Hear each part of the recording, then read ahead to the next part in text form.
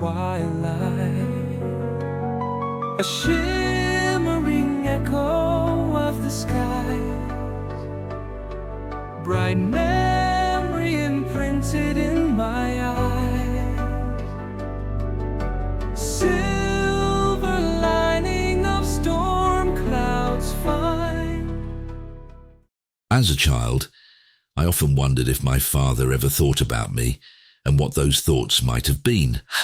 For the first 6 years of my life, I had only my mother, and I've been told that the mentally gifted can recall their early years with unusual clarity. I remember Violet and the things Mother used to say, like how cruel it was to separate us, knowing we'd hate her all our lives for it, even though we were twins. What my early memory fails to reveal is why she chose to part us.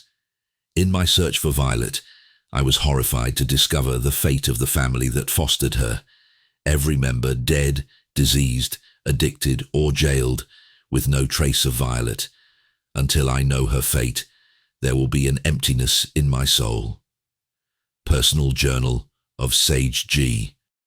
By the time they arrived at the rocky Ankamun beach, the pre-dawn sky was streaked with thin streamers of peach, yellow and pink. Ulysses turned his mare northward, urging her into a swift, ground-eating canter along the shoreline path. A few minutes into the ride, Alexandros' steed whickered, a sound he recognized as his stallion sensing a nearby filly in heat. The filly's neigh reverberated through the dawn air, and within moments, Alexandros struggled to keep control. From the graying light, Ulysses' voice reached him. No use fighting it. You might as well dismount. Alexandros came to the same conclusion. His stallion was soon courting a yellow filly, wasting no time. He shook his head, suddenly curious if Ulysses intended this outing to find a mate for him or his horse. As he walked toward the pair, he nearly tripped over someone lying prone on the rocky beach. He knelt to check if the person was dead or alive. As the rising sun peered over the horizon, he rolled the woman over and couldn't believe her beauty. Her dark hair glowed in the morning sunlight, adding an ethereal quality. Gently he pulled her onto his lap, knowing the rocky beach would be uncomfortable. Her skin felt almost luminous, like a warm ember that didn't burn. Glancing at Ulysses, still perched smugly on his mare, Alexandros understood the purpose of the extra horses. He'd need to ensure her safe return to the palace. I brought something for her to wear. Ulysses said, nodding toward the pack horse. Her clothing is unsuitable. Alexandros glanced at her, noticing she wore an outfit resembling Ulysses' temple garb. Her eyes fluttered open, meeting his gaze before scanning Ulysses on his mare, the other horses, and finally, the yellow mare's liaison with his stallion. Is this Pequeño? She inquired in Palmaran. He answered in the same language. While those traversing the seas of Centrarth call it Pequeño, we who live here refer to it as Estolia. How many people live here? She inquired. Quite a few. It's not as small as its reputation suggests. Because it was perceived to be small, few people had much curiosity about it. Estolia? She said the name carefully, pronouncing it the way he did. I am Annabelle, daughter of Raoul, prime artisan of Palmyra. I am Alexandros Martavius, descendant of Zacharian, the first son of Zacharias. After a pause, he asked, Can you stand? She nodded and rose with Alexandros steadying her. He gestured to Ulysses. This is my most trusted advisor, Ulysses, son of Peritarsus. Ulysses gestured toward his missing foot. I hope you'll forgive me for not dismounting. She nodded, a flicker of sorrow briefly crossing her face. Her gaze shifted from him to the mare and stallion, now peacefully grazing on the sweet marsh grasses after their tryst. How did you come to be here? Ulysses inquired, his understanding of the nuances of Palmaran less polished than Alexandros's. She glanced at him, her eyes lowering. I was banished. She replied softly. From Palmyra? He questioned. She nodded, eyes fixed on her feet.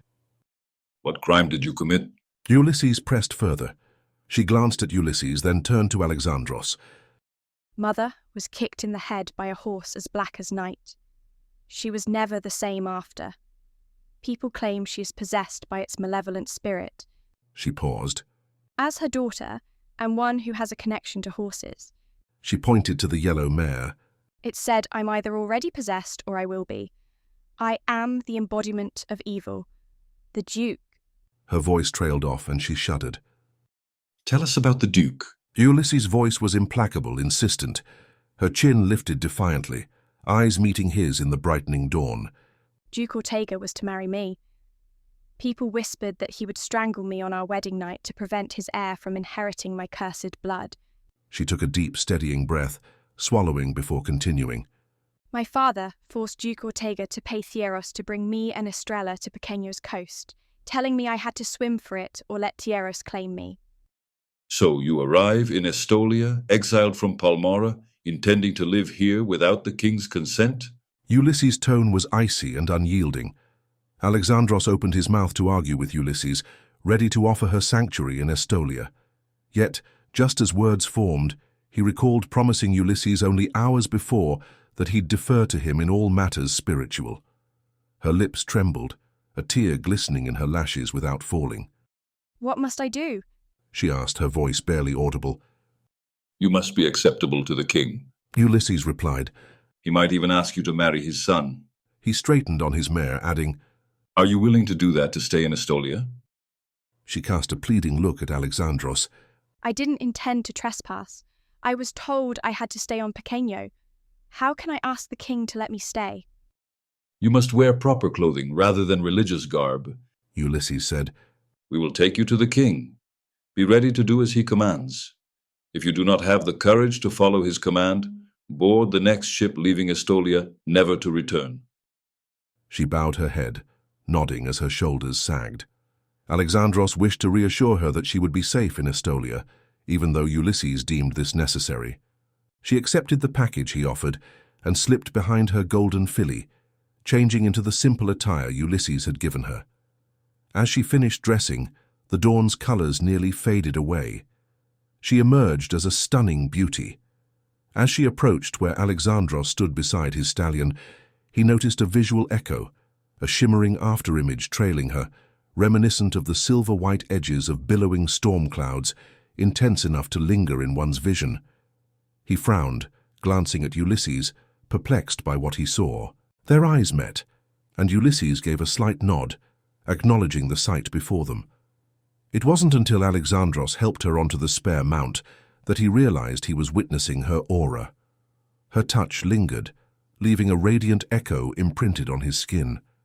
Her presence resonated through his entire being, touching both body and soul. With the golden filly following closely, Ulysses forged ahead, setting a blistering pace back to the palace. The horses, visibly weary, cantered to a halt before the palace steps. Acolytes swiftly approached, taking hold of the horses' bridles to steady them as the trio dismounted. One acolyte retrieved Ulysses' crutches from the pack horse, handing them to him carefully after he dismounted. Several acolytes arrived with Ulysses' mobile chair. Climbing the stairs to the grand entrance, unaided, often took considerable time, so he preferred being conveyed up in the chair for efficiency. Nodding in gratitude to the acolytes, he settled into the chair. With practiced ease, the four acolytes swiftly brought him to the top. Alexandros and Annabel ascended the stairs behind Ulysses, who continued without pause upon reaching the top. She turned to Alexandros, asking, Who is he? He is destined to be the next spiritual leader. Alexandros replied. Do you think the king will allow me to stay? She inquired. I am certain of it.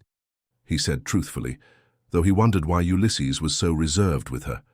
Glancing at Annabel made him dizzy, so he chose to focus on climbing the stairs.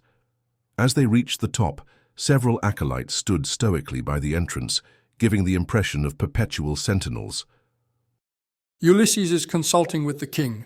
An acolyte informed Alexandros in the Estolian tongue. He requests you escort the princess to the small breakfast room. A meal will be served, and the king will see her afterward. He bowed his head, acknowledging that he must follow Ulysses' plan, likely being discussed with Alexandros' father, the king. Turning to Annabel, he marveled at the striking intensity of her aura, saying, The king will see us after breakfast. Please, follow me and we'll have something to eat.